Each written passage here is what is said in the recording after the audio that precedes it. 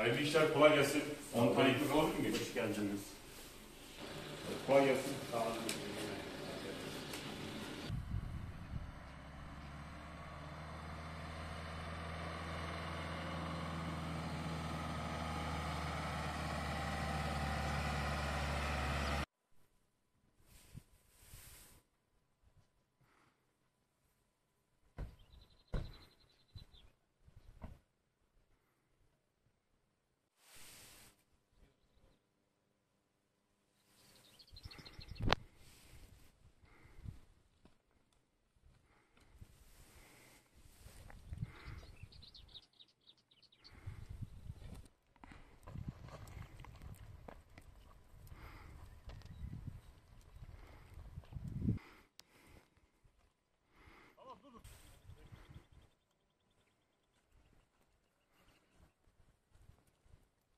Pervar İlçe Tarım Müdürlüğümüze Çavuşlu Köyü'nden gelen telefon üzerine çiftçimizin hayvanlarının hasta olduğu şikayetinde bulunuldu.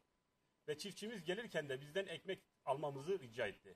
Çavuşlu Köyü'ne gelinerek hasta olan hayvanlarımız tedavi edildi ve ekmek ihtiyacı karşılandı.